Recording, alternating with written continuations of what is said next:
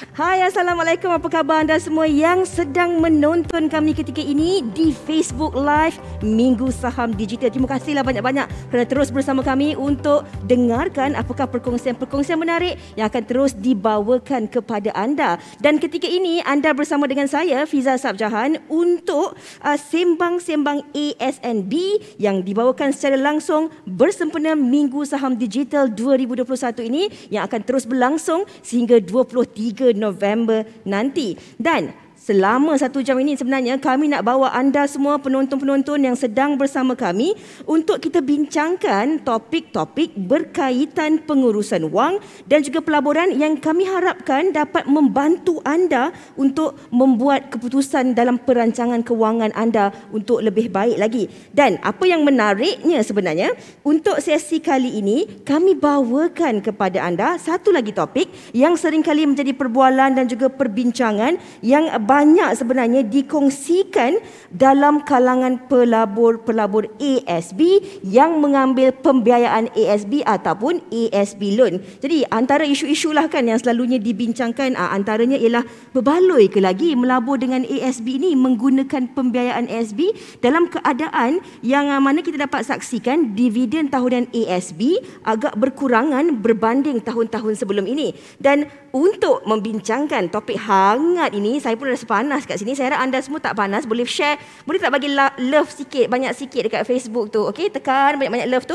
Dan kita nak kongsikan topik hangat ini untuk kita perjelaskan mana yang betul, apa yang silap. Kita akan bersama dengan dua figura hebat ini, panelis jemputan yang telah pun bersama dengan saya untuk membincangkan tentang topik untung atau rugi pembiayaan ASB. Mengapa perlu elak bergantung pada dividen? Ini kena dengar, kena tahu, kena faham dan kita nak caknakan kepada semua rakan-rakan dan juga ahli keluarga kita. Dan sebenarnya tujuan kami juga berharap agar sesi ini akan dapat memberi lebih banyak maklumat yang boleh anda jadikan panduan untuk mengurus pelaburan berkaitan ASB dan juga pembiayaan ASB. Okey. Kalau anda dah bersedia, saya nak perkenalkan kedua-dua tetamu saya yang cukup hebat hari ini. Rasa kecil sangat duduk kat sini. Saya perkenalkan panel di sebelah saya yang pertama. Beliau sebenarnya merupakan seorang doktor perubatan dahulu yang kini dah pun bertukar menjadi doktor keuangan. Dan kalau siapa tak kenal dengan Dr. Adam Zubir yang sememangnya merupakan perancang kewangan berlesen dan kini sangat-sangat aktif dalam berkongsi ilmu pelaburan dan juga perancangan kewangan di media sosial. Assalamualaikum, apa khabar doktor? Waalaikumsalam warahmatullahi wabarakatuh. Terima kasih atas introduction daripada Fiza tadi. Thank you. Dan kalau dulu orang sakit kepala datang jumpa doktor. Sekarang sakit kepala juga tapi mungkin sebab kewangan. Betul. Kita jumpa doktor. Okey, kita bukan sahaja bersama dengan doktor, seorang lagi figura hebat pada petang ini, panelis jemputan. Kita bersama dengan saudara Faiz Azmi yang ini kalau adik-adik kawan-kawan yang tengah menonton ketika ini yang memang sambil-sambil tu tengok YouTube, memang kenal lah dengan saudara Faiz Azmi ni, seorang YouTuber yang mengandalkan saluran sendiri iaitu Financial Faiz dan kabarnya telah pun mencapai sehingga 70,000 pengikut di YouTube. Betul 80,000. 80,000 dah up lagi 10,000. Kita bagi tepukan. Share lah love kat dalam Facebook tu. Okey, jadi apa khabar kedua-duanya, sihat? Sehat, Alhamdulillah. Thank you very much for your introduction, Cik Fiza. Sama-sama. Okey, baiklah doktor dan juga Encik Faiz. Saya rasa penonton-penonton kita pun tak sabar nak tahu tentang pembiayaan ASB dan topik yang kita nak bincangkan pada petang ini iaitu mengapa perlu elak bergantung pada dividen. Ini yang kita nak tanyakan. Soalan pertama ini kepada Dr. Adam dahulu. Kalau kita lihatlah sejak beberapa tahun ini memang ada banyak perbincangan mengenai tentang kerugian melabur dalam ASB ini mula timbul dan hangat dibincangkan apabila dividen ASB semakin berkurang dalam tahun-tahun kebelakangan ini. Itu kenyataan yang dikongsikan. Jika dahulu kita pernah dapat sehingga lebih daripada 10%, malahan dividen ASB pernah bertahan pada purata sekitar 7% untuk tempoh yang panjang. Jadi ramai orang dah memang selesa lah dengan angka tersebut. Dan bagaimanapun apabila dividen dah pun mula berkurang daripada 7% dan mencatat kurang daripada 5% pada tahun lalu, pelabur ni dah mula merungut dan mula mengeluh kerugian. Jadi pada masa yang sama, ada juga sebenarnya yang mempertahankan bahawa kita memang tak akan rugi kalau kita melabur dalam ASB. Jadi untuk kita perjelaskan kepada penonton-penonton kita tentang ramai yang cakap tentang kenyataan mengenai kerugian melabur dalam ASB ini kan, dan bagaimana kita nak jelaskan kekeliruan ini, rugi ataupun tidak sebenarnya, dan mengenai ASB dan adakah pelabur boleh rugi kalau melabur dalam ASB, kalau Dr. Adam boleh kongsikan. Okey, terima kasih Fiza. So, sebelum saya kongsikan kepada anda sama ada kita boleh rugi ataupun tidak kalau kita melabur dalam pelaburan ASB. Kita kena tahu dulu ASB itu apa. So, ASB stands for Amanah Saham Bumi Putra. Dan ASB merupakan salah satu bentuk unit amanah. Tapi mungkin anda yang sedang menonton unit amanah ni pun tak tahu apa dia. Unit trust lah. Saya yakin ramai daripada anda yang pernah dengar unit trust. So ASB adalah salah satu bentuk unit trust. Tetapi kelebihan unit ASB ini adalah unitnya fix ataupun tetap pada harga RM1 bersamaan dengan 1 unit sahaja. So itu ASB. Okay? So kita tahu ASB ni harga unit dia dah tetap. 1 unit sama dengan RM1. So bila ada orang persoalkan sama ada melabur dalam ASB ni boleh rugi ataupun tidak, jawapan dia mudah saja sebab macam kita simpan duit dalam bank. Kalau kita simpan RM1 dalam bank, duit kita akan still jadi RM1, betul? Bila kita withdraw. So sama juga dengan ASB. So technically memang susahlah kita nak rugi sebab harganya tetap. Itu yang pertama. Okay, dan ASB ni pun dah diperkenalkan sejak daripada tahun 1990. Tapi saya rasa ramai orang rasa apabila mereka cakap melabur dalam ASB dah rugi. Sebab mereka nampak penurunan dari segi dividen yang ditawarkan. Dulu kala ASB memberi pulangan dua angka lah. Kan? Ada yang sampai 12%, 11% maupun 10%. So 2 angka. Tapi sejak daripada itu makin lama makin turun. So orang nampak penurunan dari segi dividen itu, mereka rasa ASB dah rugi. Kan? Sebenarnya ASB tak rugi pun. Masih belum rugi lagi sebab kita masih lagi dapat dividen. Berbanding pokok tu kita masih sama pokok kan? Tu masih ya betul. Pokok tu masih ada. Sebab kalau kita cakap pasal rugi ni apabila duit ataupun pokok capital kita itu yang turun harga. So benda ni yang kita kena itulah baru rugi. Saya bagi contoh kalau kita melabur dekat dalam pasaran saham misalnya, kita beli harga saham Nestle. Semua tahu Nestle? Fiza tahu Nestle? Kita tahu kan? Milo, KitKat, semualah, aiskrim dan sebagainya. So kalau kita beli harga saham Nestle, yes, harga dia boleh naik dan turun. So kalau kita letak RM1,000, pokok kita, RM1,000 tu boleh turun harganya kepada RM900 ataupun RM800. Okay. Tetapi tidak di dalam ASB. So saya harap penonton sekarang dah tahu, kalau kita melabur dalam ASB, kita simpan duit dalam ASB, nak rugi tu amatlah tipis. Sebab satu unit bersama dengan RM1. Okay, tapi ada tapinya. Tapi tu nak tahu. Tapinya itu yang nak tahu kan, tapinya. So topik kita pada hari ini adalah berkenaan dengan pembiayaan ASB. Ataupun ASB loan lah. Ataupun ASB loan, ataupun ASB financing, ASBF. Benda ni yang tu sebab tu kena letak tapi besar-besar. Okay. Sebab tapi kalau kita buat ASBF, itu lain cerita lah. Saya yakin nanti kita akan discuss further in the next soalan-soalan seterusnya. Saya kira apa yang Dr. Adam kongsikan ini bersama dengan para penonton sedikit sebanyak dapat membuka mata kita untuk kita mengetahui, dan sebenarnya kadang-kadang kita ni jangan ikut-ikut orang. Kita kena tahu apa yang kita nak buat. Kita kena cakna, kita kena tahu tentang literasi kewangan kita. Sebab kita kena tahu kat mana kita nak letak duit kita tu. Dan saya adalah orang dalam kategori yang sentiasa merasakan sememangnya kalau saya nak membuat pelaburan, saya memang akan put aside banyak di dalam, maksud saya letak lebih di ASB kerana saya sentiasa merasakan itu adalah pelaburan yang paling selamat. Betul. Untuk saya. Jadi kalau macam tadi Dr. Adam dah kongsikan, ada ini saya nak tanya kepada Encik Faiz. Kita bercakap tentang isu ini yang mana sebenarnya pelabur boleh mengambil ataupun melabur ASB ini secara tunai ataupun ada juga yang memilih untuk membuat pembiayaan. Dan kalau kita lihat berdasarkan kajian dan juga pemerhatian tentang dakwaan rugi melabur dalam ASB ini banyak ditimbulkan oleh mereka yang mengambil pembiayaan ASB. Jadi boleh tak Cik Faiz terangkan kepada saya dan juga penonton-penonton kita yang sedang menonton ketika ini yang masih lagi baru-baru nak melabur ataupun belum kenal lagi dengan ASB ini, apakah perbezaannya kalau kita nak melabur secara tunai dan juga kita nak buat pembiayaan ASB ataupun ASB loan ini? Okey, terima kasih Cik Fiza dan Dr. Adam. Macam Dr. Adam dah cakap tadi, ASB ni adalah unit amanah. I tak perlu explain lagi lah. Jadi kalau you nak melabur, nak pakai cash pun boleh. In fact, awal-awal dulu memang pelaburan dia melalui cash. Kemudian selepas beberapa tahun, barulah dia pergi buat pelaburan menggunakan pelaburan. Masalahnya, bukan masalah lah. Bila ASB benarkan bank-bank untuk menjual pembiayaan ASB, bersemangatlah dia punya pegawai-pegawai bank untuk menjual produk. Memang itu KPI dia. Tapi masalahnya bila bank ni menjual, kita takut dia pelaburan itu memang bagus dari segi forced savings. That is very good. Tak ada masalah dari segi itu. Tapi kita kena tahu apakah kebaikan dan keburukan melabur dalam ASB. Kita kena melabur ASB, kena pakai pembiayaan sahaja. Dia tak bagi tahu pun boleh pakai cash. Now, kenapa nak pakai cash? Cash macam Dr. Adan cakap tadi, you invest pakai cash, itu duit pokok you. Betul. You tak boleh susah, tak boleh nak hilang dia punya capital tu, duit pokok tu, sebab satu unit RM1 tak akan berubah. Yang kurangnya kadang-kadang dividen kurang sedikit tahun ini, tahun-tahun ini, tapi tetap dapat. Mana ada negatif dividen. Okey, paling teruklah which tak pernah berlaku is kosong dividen. Tak pernah berlaku. Tapi pokoknya tetap sama. Tetap ada. Betul. Masalahnya bila ada pembiayaan ASB, kita tak faham dia punya konsep. Okey, nombor satu, kebaikan dia kita dapat lump sum. Kalau nak dapatkan maksimum ASB tabung tu sampai 200,000, kita kena, bukan kena lah. 20 tahun, 30 tahun kan? Betul.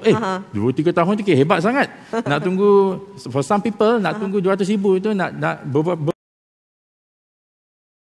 financing ataupun pembiayaan ASB, yes, instantly boleh dapat terus dari situ, lump sum. Sebab ASB ni dia punya dividen dikira ikut bulan, baki minima ikut bulan. Kalau kita faham konsep time value of money, maknanya lagi awal tu kita punya pelaburan tu, lagi banyak kita punya effect of compounding, yang itu kita nak kejar. Tapi sebelum kita buat keputusan untuk mendapatkan ASB financing tu ataupun pembiayaan ASB, kita kena faham interest rate. Ada banyak bank dekat luar sana bagi interest rate yang berbeza. Kita kena faham konsep insurans dan takaful yang dia bagi. Maksudnya package yang ada ni lah. So jadinya sebagai pengguna, jangan keliru bila pergi dekat mana-mana cawangan bank ataupun even cawangan ASNB, kena fahamkan ada dua cara yang dua-dua bukan nak kata satu lebih baik atau satu lebih tak baik. Cuma kita kena faham kemampuan diri kita untuk ambil ASB financing ni berapa banyak. Jangan terikut-ikut sangat. Masalah yang kita akan discuss selepas ini bermula pembiayaan ASB. Saya sukalah bila cakap tentang apa yang kita perlu faham dan apa yang kita akan terus bincangkan selepas ini tentang konsep pembiayaan ASB itu. Itu yang kita katakan dari awal tadi. Kita nak melabur, kita adalah satu perkara yang bagus, tetapi kita tak boleh pula nak salahkan sesuatu perkara itu kalau tiba-tiba macam tadi kenyataan-kenyataan yang dibuat oleh mereka yang mengambil pembiayaan ASB ini mengatakan kerugian dan sebagainya. Mungkin kerana kita kurang syakna, kurang ilmu tentang apakah sebenarnya yang perlu kita tahu melalui pembiayaan ini. Dan kalau tadi apa yang Encik Faiz kongsikan, kita jelas sebenarnya ada perbezaan antara dua kaedah melabur dalam ASB, iaitu secara tunai yang juga Dr. Adan dah kongsikan tadi, tanpa sebarang kos tambahan. Maksudnya kita pergi bank ataupun kita transfer lah tiap-tiap bulan kan, RM100, maknanya memang itu memang duit pokok kita RM100. Atau menerusi pembiayaan ASB yang tadi Encik Faiz kongsikan, ada lain-lain bank, ada lain-lain charge-nya, ada package-package lain juga yang diberikan, dan yang mana itu ada charge pembiayaan. Kalau kita lihat hari ini penonton-penonton sekalian di media sosial, ramai juga sebenarnya individu-individu yang mengaku mereka adalah pakar dalam pelaburan ASB, dan ada juga sebenarnya dalam kalangan mereka ini yang mempromosikan kaedah rolling dividend. Yang mana kaedah ini khas untuk mereka yang ingin mengambil pembiayaan ASB. Memang banyaklah dipromosikan sebegini. Jadi bila kita lihat ada pelbagai game plan yang diperkenalkan menggunakan pembiayaan ASB yang menunjukkan bahawa pelaburan dalam ASB ini seperti satu permainan untuk mengaut keuntungan semata-mata. Maklumlah macam Cik Faiz, Dr. Adam lah orang yang pakar dalam bidang kewangan. Macam kami ni tak tahu, kita tak tahu. Kalau ada orang cakap, kita mudah untuk percaya dan sebagainya. Kalau begitu, boleh tak Encik Faiz kongsikan dan jelaskan kepada penonton-penonton kita ketika ini yang mana pelaburan ASB ini sama ada tunai ataupun menerusi pembiayaan ASB ke masa panjang dengan matlamat membina tabungan dan bukan sekadar satu game plan semata-mata. Terima kasih Cik Fiza. Okey. Macam ini, this is very penting ya. Setiap orang yang mempromosikan ASB financing ni, kita selalu kena tengok KPI masing-masing. KPI orang tu, kenapa dia nak cakap dengan kita. So, bila kita cakap dengan orang yang mempromosikan, I bukan cakap pasal bank officer je, sebab ada juga orang yang bukan bank officer yang mempromosikan ASB financing. Okey, so bila dia mendapatkan kes tersebut, dia akan dapat dia punya habuan. Okey, tak apa, itu adalah kerja halal. Tapi kita kena tahu kenapa dia nak buat, dia nak close the case. So, bila dia nak close the case, dia akan mendatangkan, dia akan cerita macam-macam cara yang valid. Cara rolling dividend ni salah satu caranya. Maksudnya macam ini ya. Pelabur akan menggunakan dividen yang akan didapati pada akhir tahun untuk membayar installment.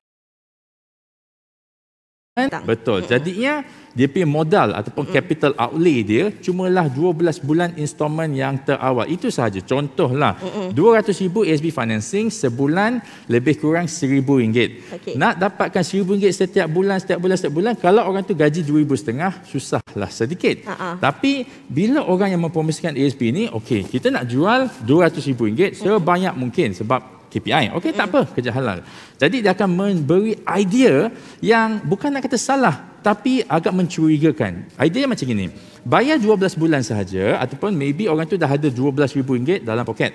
Okey, bayar kepada bank, lepas akhir tahun dapat dividen yang akan cover installment yang akan datang. Masalahnya berlaku bila dividen yang di-announcekan oleh ASB, pihak ASB kurang daripada installment 12 akan datang. Waktu itulah bermula orang bising. Kenapa ASB ni merugi? Part tu rendah. Di sinilah kita akan nampak dua benda. Satu, tak faham konsep antara installment, pembayaran bunga ataupun interest dan juga pembayaran capital. Dia tak faham yang itu. Satu lagi, dia tak faham risiko di mana pulangan ASB ni boleh naik, boleh turun. Sebab ASB... Sebab dia pelaburan kan? Betul, pelaburan. Dia tak pernah menjanjikan sebarang jaminan. Dividen tahun ini dijamin. Tapi masalahnya, yang saya nampaklah, yang mempromosikan ASB financing, sometimes, bukan semua. Bila dia kata keuntungan dividen ASB ini adalah 8%, maybe tahun lepas 8%, bukan tahun lepas lah, dulu-dululah. Dia akan projectkan untuk 30 tahun akan datang. Patutnya tak boleh begitulah. Kalau nak kata projection, at least cakaplah ini tak dijamin ataupun ada satu ayat ni past performance does not dictate ataupun guarantee future performance. Maksudnya yang lepas tu lepas boleh pakai bagi buat projection selama 30, 35, 40 tahun untuk ASB financing ni, dia seolah-olah mengatakan benda tu boleh berlaku. Di situlah bermulanya perasaan tidak puas hati dengan para pelabur. Tak faham konsep risiko dan tak faham konsep installment. Iza? Okey, saya rasa jelas apa yang Encik Faiz kongsikan tadi. Apabila kita tak faham tentang konsep installment itu sendiri, kita tak tahu mana capital, mana kita punya interest ataupun bunga. Dan saya sebenarnya nak berkongsi juga yang mana Cik Faiz dengan Dr. Adam di peringkat awal belas tahun dahulu saya mula-mula nak melabur dalam ASB ni, saya dah melabur sikit guna duit cash. Tapi kemudian bila kita berjumpa dengan orang individu tertentu, Cik rugi dia kata labur secara tunai. Lebih baik ambil pembiayaan ASB ni kerana dia kata nanti hujung tahun you akan dapat dividen dengan jumlah yang banyak. Itulah konsep yang dikongsikan juga kepada saya. Katanya tak apa, you bayar for the first year je. Nanti tahun depan lama kelamaan apabila kita berjumpa dengan pakar kewangan, saya juga menyertai Minggu Saham, jadi saya lebih faham tentang apakah itu konsep pelaburan yang sebenar, dan kita tahu untuk membuat timbang tara, mencari mana satu jalan terbaik yang sesuai dengan diri kita untuk kita membuat pelaburan. Itu terutama sekali dalam pelaburan ESB. Dan ini juga perkara yang banyak berlaku dalam kalangan penonton-penonton kita dan juga pelabur-pelabur, yang mana apabila peminjam mengambil pembiayaan di luar kemampuan. Macam Cik Faiz kata tadi, gaji RM2,500 tapi kita ambil loan tadi RM200,000, sebulan nak kena bayar at least RM1,000, RM1,200 ataupun RM1,500. Kadang-kadang kita plan tak apalah, setahun je kita ikat perut, tahun depan mungkin tak ada. Ini mungkin boleh menyebabkan banyak masalah kepada peminjam-peminjam itu sendiri. Dan ada juga yang mula merasa tersepit apabila dividen semakin berkurang kerana perlu mengeluarkan duit sendiri untuk top up ansuran bulanan. Jadi sebenarnya istilah rugi melabur dalam ASB itu tak patut timbul. Sebab kita tahu bahawa kalau kita labur RM1, memang kita akan dapat RM1 juga. Kerugi dan tak puas hati dengan dividen yang diterima kerana kekeliruan seperti inilah. Ini yang kita nak kongsikan kepada penonton-penonton kita kan, kekeliruan yang tak sepatutnya wujud ini. Dan Dr. Adam, mungkin boleh jelaskan dengan lebih terperinci lagi kenapa mereka ataupun penonton-penonton kita yang sedang menonton ketika ini, yang mana anda mengambil pembiayaan ASB sepatutnya tidak mengharapkan dividen semata-mata untuk membayar ansuran bulanan lah kan. Sebab sememangnya istilah rugi memang tak wujud bagi mereka yang melabur dalam ASB. Silakan doktor. Okey, terima kasih Fiza. So, bagi menjawab persoalan antara kenapa kita apabila menggunakan pembiayaan ASB tak digalakkan menggunakan dividen. Sebab boleh tu boleh, tak ada siapa nak halang, tetapi tak digalakkan. Sebelum tu saya just nak bagi penerangan mudahlah kepada penonton di luar sana. Sebab kadang-kadang bila kita nampak pelaburan ASB, kita nampak okey, pelaburan ASB menggunakan cash. Itu pun kita panggil pelaburan ASB. Pelaburan ASB financing ataupun pembiayaan ASB pun orang gunakan pelaburan ASB. Dan bagi saya, benda ni yang membuatkan ramai orang keliru. Ramai orang rasa, sekejap cakap rugi, sekejap cakap tak rugi. Kan? Dan orang takut orang salah anggap, pelaburan ASB, kan kalau saya cakap ni kan, nanti orang cakap, Dr. Adam cakap pelaburan ASB tak merugikan. Okey, so kita invest and then terbuat ASBF. Okey. So saya nak bagi penonton semua faham, dalam ASB ni sendiri, kita ada, cuba kita tengok ASB ni, pelaburan dalam ASB ni dari segi dua cara. Okay, dua konteks. Satu adalah kita simpan dalam ASB. Simpan dalam ASB. Okay? Simpan. The word is simpan. Okay. Kan? So semua faham. Apabila kita simpan duit dalam ASB, tak, orang kata apa? Dijamin tak rugilah. Kan, betul tak? Sebab kalau kita simpan duit kita, macam apa yang Fiza buat, mula kita simpan RM100 setiap bulan, 100, kita simpan. Itu duit kita simpan. Instead of simpan dalam bank, kita simpan. InsyaAllah memang tak rugilah. Sebab ASB jamin satu unit bersamaan dengan RM1. Ialah ASB merupakan satu unit amanah harga tetap. Dalam ASNB pun ada juga unit amanah yang harga tak tetap. Tapi ini kita cakap pasal ASB. So clear kan? Simpan.